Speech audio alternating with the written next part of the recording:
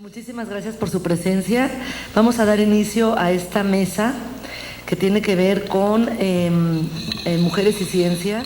Vamos a iniciar con la doctora Julia Tagüeña Parga.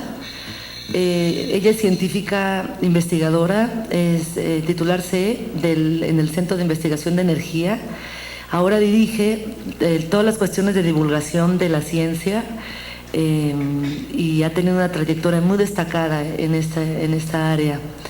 Más de 10 libros de texto, más de 50 artículos. Publicó libros que versan sobre la construcción de la sala de energía del universo. Ahorita hay una de evolución, ¿verdad, Julia? La inauguramos en octubre, están todos muy invitados. ¿A qué día? El 25 inauguramos. ¿A qué hora? Ahí, ¿no? A las 12 del día en Universum inauguramos la sala de evolución. Hay que ir porque las cosas que hacen en la dirección de la doctora Tagüeña son siempre de muchísima calidad y muy pertinentes al momento. Ha recibido variados, importantes reconocimientos. Es del SNI con nivel 3 y además catedrática de la UNAM. Y en 2001 la Fundación Tlacaelel del Estado de México la distinguió con la presea del desarrollo científico. También recibió el premio Sor Juana. Y la doctora Tagüeña la tenemos hoy con muchísimo gusto, la recibimos con un gran placer y nos hablará sobre las mujeres en la ciencia y la ciencia en las mujeres. Muchísimas gracias. Bueno, yo desde luego quiero empezar por agradecer la oportunidad de hablar de este tema que pues es un tema que me ha interesado a lo largo de toda mi carrera. Siempre he tenido como un ojo puesto en qué pasa con el género en la profesión científica, pero pues difícilmente tiene uno la oportunidad de hablar de estas cosas y más con gente como ustedes, como la gente del PUEC, expertas en este tema. Estoy segura de que sus comentarios me van a ser muy importantes. Entonces, pues muchísimas gracias. Yo quisiera empezar por unas aseveraciones que tal vez sean obvias, pero que creo que es importante mencionar. La ciencia, desde luego, no tiene género. Es una palabra femenina, eso sí podemos reconocerlo, pero de ninguna manera tiene género y para nada hablamos de ciencia para mujeres. Yo estoy convencida de que la investigación científica no tiene como investigación y como conocimiento que ver directamente con el género. Una buena idea en ciencia pues tiene que ser respetada sin importar quién lo dijo. Eso, todo lo que acabo de decir, sería lo ideal, sería lo utópico, lo que nos gustaría que fuera. Sin embargo, por supuesto que hay discriminación para las mujeres y también para los científicos del tercer mundo. En realidad, yo he estado en varias pláticas en que se usa el término mujer no necesariamente para el sexo femenino, sino para un grupo discriminado, ¿no? Una amiga mía que le dieron un premio una vez en París de investigación científica, que es de la India, todo su discurso versó alrededor de científicos del tercer mundo, es decir, mujeres. Porque los científicos del tercer mundo sí tienen problemas para publicar en ciertas revistas. Efectivamente hay un prejuicio de los árbitros cuando llega un artículo de universidades que no son las más reconocidas, y también hay un prejuicio con el apellido, lo hemos notado. Por ejemplo, inmigrantes europeos con apellidos más elegantes que trabajan en Latinoamérica notan una cierta facilidad en la publicación que no tienen un Sánchez o un Pérez o un Martínez. Entonces, ciertamente, aunque la ciencia no tiene género, por supuesto que como en todas las disciplinas, pues hay grupos que no tienen las mismas oportunidades. Sin embargo, eso no creo que se resuelva haciendo reuniones especiales de género o haciendo, por ejemplo, que los latinoamericanos no interaccionen con el resto del mundo, porque sería absurdo. De hecho, los latinoamericanos terminan logrando publicar, terminan logrando hacer oír su voz. Simplemente les cuesta más trabajo. Entonces, bueno, yo he preparado esto que les voy a decir de la siguiente manera, espero que cumpla con las ideas de la mesa. Quisiera empezar por hablar de qué ha hecho la ciencia por la mujer, después muy rápidamente qué ha hecho la mujer por la ciencia, un poquito de cuál es la situación en México y luego mirando hacia un nuevo siglo y desde la visión de los nuevos saberes. Bueno, ¿qué ha hecho la ciencia por la mujer? Bueno, muchísimo. Por lo pronto, ha probado que no son seres subdesarrollados. Como ustedes saben, hay toda una época de la humanidad que se considera que verdaderamente hay un subdesarrollo natural en la mujer, cosa que se ha probado ampliamente que es incorrecto, pero también entendemos las diferencias de género porque ciertamente hay diferencias de género. Entonces la ciencia ha sido fundamental en esta visión de equidad biológica, digamos. Otra cosa fundamental que ha hecho la ciencia por la mujer son los métodos de control de la natalidad. De hecho, la píldora definitivamente hace un cambio importantísimo en la participación de la mujer y simplemente la comprensión de cómo poder controlar cómo crece tu familia, pues ha sido crucial en el desarrollo profesional de las mujeres. Y luego cosas que pueden ser superficiales aparentemente, pero no lo son tanto, como todos los aparatos electrodomésticos. Una lavadora hace muchísimo por la mujer y no hay que dejar atrás a los cosméticos, que también tiene su importancia y también es un desarrollo de la química. Algo que la ciencia ha hecho por la mujer y por el hombre, por la humanidad, es darle la pasión del descubrimiento. Y desde luego cada vez hay más opciones laborales, o sea, es un hecho que cada vez hay más oportunidades de desarrollo en la carrera científica para las mujeres, y eso es algo que es importante mencionar porque todavía hay muchas familias que no solamente a las mujeres, sino que a los hombres les dicen no hagas nada científico porque en ciencia no vas a tener ninguna oportunidad, cosa que no es correcto. Evidentemente no son carreras para hacerse millonario, pero son carreras para tener una labor profesional muy enriquecedora y en ese sentido tanto hombres como mujeres cada vez más deberían de aprovechar esas oportunidades. Ahora, ¿qué ha hecho las mujeres por la ciencia? Para esto me voy a referir a los premios Nobel. De ninguna manera supongo que solamente los premios Nobel tienen importancia en la aportación científica, pero nos da una forma de hacer una estadística. Y concretamente me voy a referir a este libro que leí hace poco, hecho por una periodista. Ella lo que hace es revisar históricamente los premios Nobel de mujeres e incluye en su libro no solamente a premios Nobel, también incluye mujeres que deberían de haber tenido el premio Nobel y no lo han tenido, muy cerca de la premiación, pero que por motivos seguramente de género no llegaron a tener el premio Nobel. En este momento la estadística está así: de los premios Nobel de Ciencia, el 3% le corresponde a mujeres. El punto del libro es que estas mujeres llegan ahí por la pasión, por el descubrimiento, no lo hacen específicamente ni porque estén buscando el premio, ni están desde luego abriendo oportunidades para otras mujeres, pero son todas verdaderamente convencidas cuando ellas hacen sus recuentos autobiográficos de que la pasión de descubrir algo nuevo vale la pena todo el esfuerzo. El libro está dividido en primera generación de pioneras, segunda generación, la nueva generación. La estadística Nobel es la siguiente: ha habido 2 en física, 3 en química, 7 en fisiología o medicina, cosa que no es sorprendente porque ciertamente las ciencias de la vida atraen en general más a las mujeres que las ciencias llamadas exactas, ¿no? Hay 10 en literatura, que tampoco es muchísimo, y hay 12 en La Paz, en premios Nobel de la Paz. Y ahí me quiero referir a algo que voy a regresar. Hace poco el PUEC invitó al filósofo francés Lipovetsky, y él habló en la cátedra Simone de Beauvoir, justamente habló del cambio de identidad femenina. Estos premios Nobel de la Paz tienen mucho que ver con la identidad femenina. Es claro que las mujeres de entrada, en general, son más pacifistas y tienen actitudes que las llevan a que ahí es donde esté el mayor número de premios Nobel. Ahora, la pregunta es, cuando tomas el libro y empiezas a leer el libro, empiezas por preguntarte, bueno, ¿y por qué hay tan pocas mujeres en ciencia? Pero ya que lees el libro dices, caramba, ¿pero cómo hay tantas? Porque las condiciones eran verdaderamente increíbles, ¿no? Mujeres que simplemente tenían que ir al baño en el restaurante de enfrente, porque en la universidad no podían entrar al baño porque no había baños para mujeres. En realidad es solo a principios del siglo XX que algunos países permiten la entrada de mujeres a las universidades, y ciertamente la contratación en educación superior de mujeres en ciencia es muy reciente.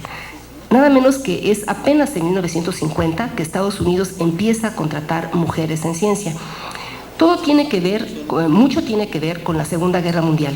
Cuando tantos hombres van al frente, dejan una serie de espacios que toman las mujeres, y cuando los hombres regresan, pues son espacios que ya no ceden, ¿no? Ya son espacios ya ganados.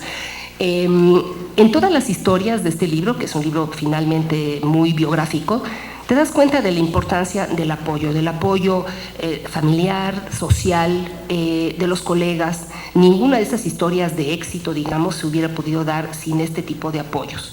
que muchas veces inclusive son de tipo social. O sea, una sociedad muy conservadora no va a permitir que estas cosas sucedan. Entonces, realmente la situación general influye mucho en el resultado.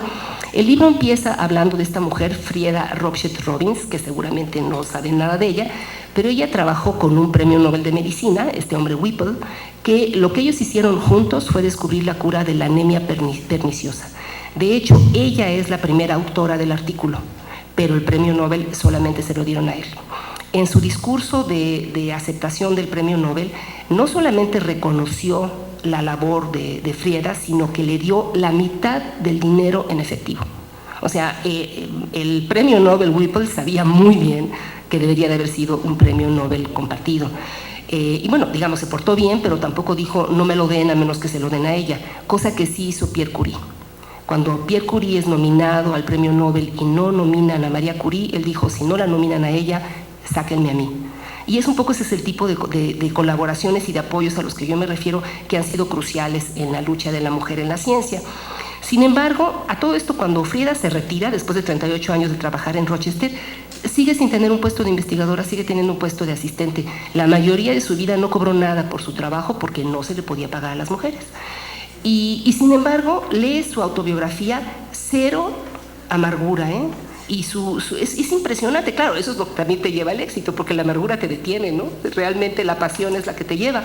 Entonces ella declara lo siguiente: si tienes éxito en demostrar que tu teoría científica es verdadera, no necesitas el crédito, solo te importa tu experimento. Cosa que es relativamente cierta, ¿no? Efectivamente es maravilloso que un experimento salga, pero también sería bueno que hubiera reconocimiento, y ciertamente no para otro que lo hizo contigo, ¿no? Bueno, la primera de las mujeres pioneras, aunque está muy trillado el ejemplo, no puede más que mencionarse porque es clave, es María Curie. Ella recibió el premio Nobel de Física compartido con Pierre Curie y con Becquerel en 1903, y luego recibe el premio Nobel de Química en 1911, cuando ya estaba muerto Pierre Curie. Y es la descubridora del radio y del polonio, y es una mujer súper conocida. De hecho, antes de María Curie, los premios Nobel no le importaban a nadie, les parecía a toda la gente muy aburrido. Cuando le dan un premio Nobel a una mujer, agarra la prensa de todos los países del mundo, y a partir de ahí se vuelve muy popular el premio Nobel. Es interesante, ¿no? Hay una discriminación, pero luego resulta que hay una popularidad que viene cuando se abren las puertas. Ella nació en Polonia, como todos saben. Es muy importante que era hija de maestros, porque ciertamente el ambiente de la casa es uno de los puntos claves en el desarrollo de la mujer en ciencia en general, pero muy particularmente en ciencia. Como las mujeres no podían ir a la universidad en Polonia, se va a París. Ahí se casa con Pierre Curie, que la apoyó totalmente, y finalmente muere de leucemia porque, como ustedes saben, los descubridores de la radiactividad no eran conscientes del peligro que implicaba y llevaban los materiales radiactivos en la bolsa de la bata, ¿no? Aún hoy hay cuadernos de María Curie que tienen que estar aislados en plomo porque están tan cargados de radiactividad que no se pueden ni ojear, ¿no? Entonces, de hecho, todos esos pioneros, Pierre muere en un accidente, pero tanto María Curie como su hija después mueren de leucemia. Ahí hay fotos de ella con sus hijas, Eva e Irene, y su esposo Pierre. Ahí está en su laboratorio. Era una mujer verdaderamente espectacular en muchos sentidos. No voy a detenerme en la investigación, además es muy conocida toda la parte de la radioactividad. Ella, por ejemplo, era muy nacionalista y creía que el polonio iba a ser el elemento más importante, y por eso le puso polonio. Luego resultó que el radio fue más importante que el polonio, pero bueno, ella hizo su intento de dejar el nombre en un elemento de su país, y eran una generación totalmente altruista. Ellos no patentaron nada, decían que todo tenía que ser un logro para la humanidad. Y en la segunda generación, hay otras en la primera generación, voy a dar ejemplos, nada más un ejemplo de cada generación. En la segunda generación está la hija de María Curie, entonces por eso pongo este recorte de periódico, mamás detrás del éxito escolar. Pues ciertamente María Curie estuvo detrás del éxito de su hija, que recibió también el premio Nobel. No es tan raro en la historia del Nobel que haya padre e hijo que reciban el premio Nobel, porque de alguna manera el ambiente de la casa es fundamental a todos niveles. Quiero decirles de ese artículo que habla de las mamás en el éxito de los niños en la escuela, no necesariamente es la escolaridad de la mamá. Por supuesto, si la mamá tiene una alta escolaridad, pues es doble ganancia, pero es sobre todo la actitud de la mamá la que cuenta. en el éxito escolar de los niños. Y bueno, pues la actitud de María Curie con Irene fue ciertamente muy adecuada. Irene Joliot-Curie es un premio Nobel de la segunda generación. De nuevo, ella tenía una visión totalmente idealista de lo que es hacer ciencia. Esta es una frase de ella: la ciencia es la fundación de todo el progreso que mejora la vida de los seres humanos y disminuye el sufrimiento. Es gente que luchó además en la Segunda Guerra Mundial, tenía una muy buena relación con su madre, era una gente muy deportista y eso le permitió vivir un poco más, porque también murió de leucemia a pesar de ser en realidad de origen una persona muy sana. Ella comparte el premio Nobel con su marido. Aquí hay fotos de ella cuando hacía rayos X a los heridos en la Segunda Guerra Mundial. Luego fue parte del gobierno, aquí está con su marido, con el que compartió el premio Nobel. O sea, de alguna manera se repite el patrón de Pierre y María Curie en Frédéric e Irene Joliot-Curie.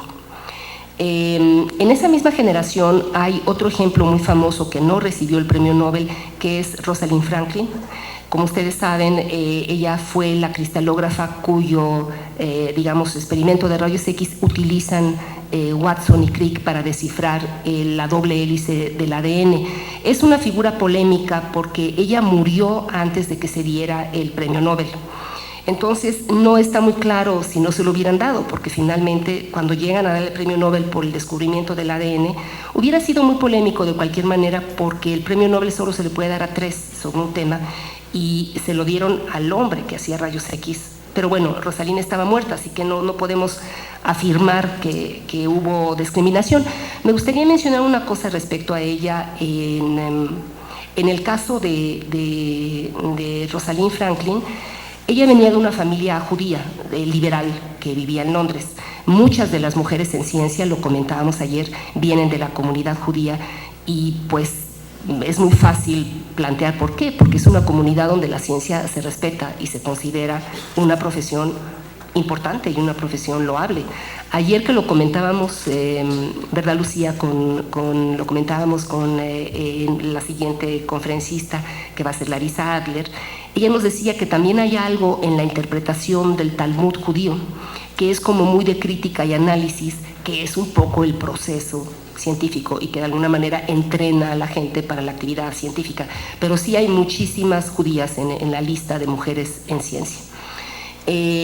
También es interesante el caso de Rosalind, porque Rosalind decide no casarse y no tener hijos. O sea, se pueden clasificar las mujeres Nobel entre las que tienen una familia con un marido súper apoyador, que cuida a los niños, que las impulsa, o que de plano dicen: yo voy a escoger otro tipo de vida y me voy a dedicar exclusivamente a mi profesión. Seguramente todas las que están mal casadas nunca llegan, ¿no? Entonces ya ni te enteras de ellas, pero es una decisión importante. O tienes un apoyo tremendo en tu casa, o definitivamente escoges otro camino. De hecho, esta mujer, Rosalind, era muy guapa y hacía todo lo posible por no verse muy guapa, porque sentía que le quitaba seguridad en su trabajo, ¿no? Que la gente más bien se fijaría en cómo se veía más que en el trabajo que estaba haciendo. La nueva generación es importante mencionarla porque es una mujer que es un caso, digamos, de los criticados en ciencia. Esta chica, Jocelyn Bell, le pasa un poco lo mismo que al primer ejemplo que les dije de Frida. Su supervisor es el que se queda con el premio Nobel, pero su supervisor nunca la reconoce plenamente. Ella era estudiante de doctorado en Cambridge, y cuando era estudiante descubre a los pulsares. Los descubre también por una cosa muy importante, y es que aquí tienen el experimento con los radiotelescopios que hacen en un gran campo. Tiene mucho que ver con el hecho de que en 1960, todavía en 1960, las astrónomas no podían entrar a los grandes telescopios ópticos porque se veía mal, se veía pues, que hace una mujer metida en un telescopio toda la noche, ¿no? O sea, se veía, entonces no podían entrar. Como ella no podía entrar a un telescopio, su supervisor, que es este hombre Anthony Hewish, la puso a trabajar en radiotelescopios que se hacen en el campo, se ponen en el campo, como vieron en la foto anterior. Entonces esta mujer a mano hace 120 millas de alambre, va montando los radiotelescopios, es lo que ocupan 57 canchas de tenis. Y se da cuenta al analizar, no había en realidad computadoras en esa época, entonces ella se da cuenta al analizar que hay una repetición en una señal y se da cuenta que están detectando algo que no se conocía en el universo, que son los pulsares. Entonces lo que hace Hewitt es mandarla a su casa en vacaciones y rápidamente publicar el resultado, y finalmente a él le dan el premio Nobel, a ella no se lo dan. Seguramente no es la única estudiante explotada por su supervisor, pero el hecho de que sea mujer seguramente ayudó. Ella se retira de la ciencia mucho tiempo porque tenía un hijo enfermo, y hasta que no pasa la enfermedad del hijo ya no regresa a la ciencia, y finalmente vuelve a tener un puesto importante y es una de las pocas profesoras en astronomía en Gran Bretaña. Pero sí es una historia claramente, digamos, de que se aprovecharon de su trabajo. ¿Cuál es la situación en México de las mujeres en ciencia? Bueno, las mujeres son el 30% del SNI, el 20% de la Academia Mexicana de Ciencias, me faltó escribir ciencias. En la UNAM es el 33% de la investigación en ciencias y el 54% de la investigación en humanidades, cosa no sorprendente porque sabemos que hay más en humanidades.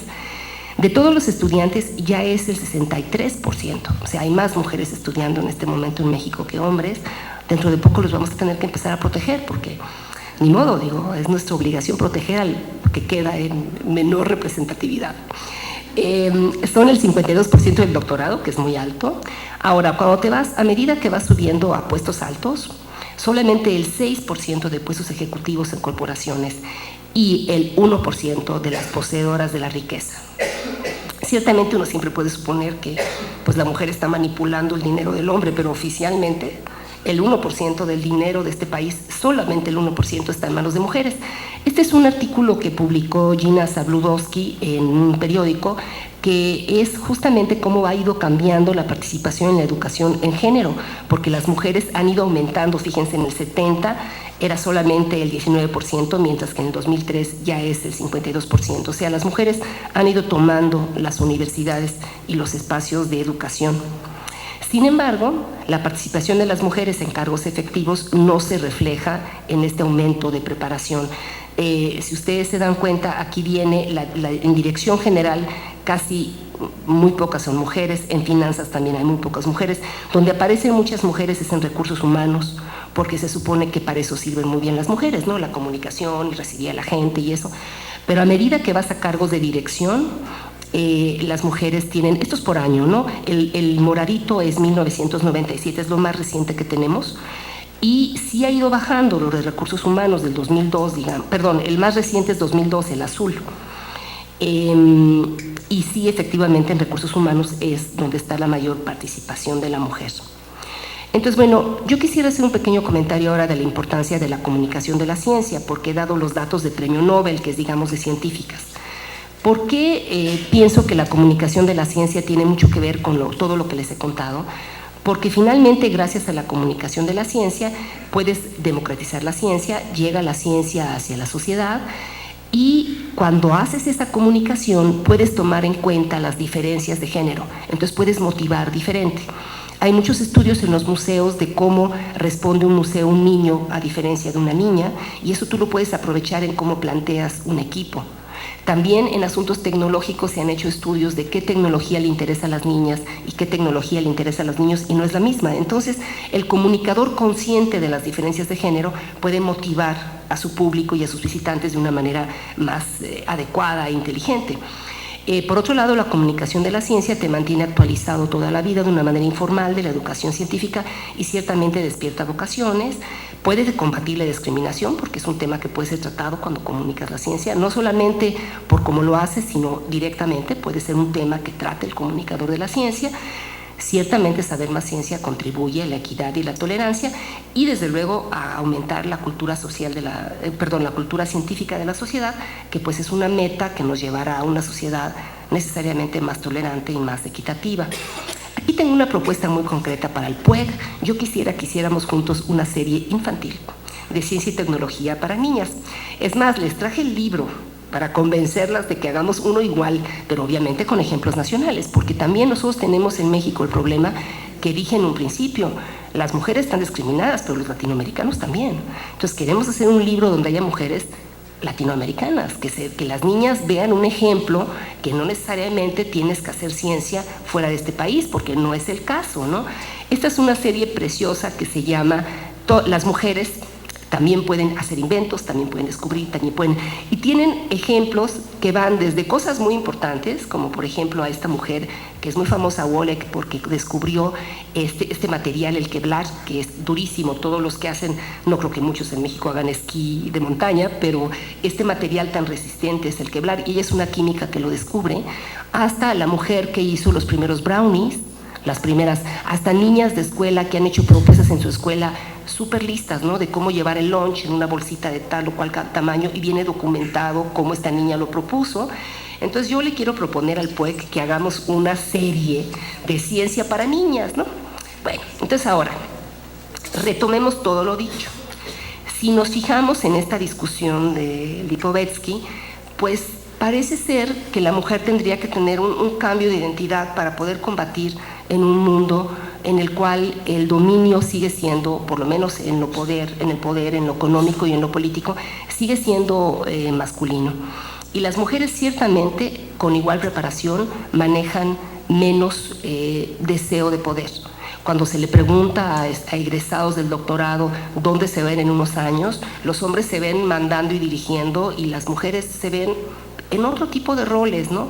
En esto que les comentaba de la tecnología, cómo la ven hombres y mujeres, hicieron un estudio entre hombres tecnólogos y mujeres tecnólogas, y les preguntaban qué tecnología querían desarrollar. Toda la tecnología masculina era de poder, de guerra, de ser el más poderoso, de llegar más lejos, de ver más. Y la tecnología que proponían las mujeres era de comunicación. Comuniquémonos mejor, hagamos un traductor de idiomas. Entonces, evidentemente sí, hay una identidad diferente, ¿no? Es cierto que hay responsabilidades diferentes que no podemos soslayar.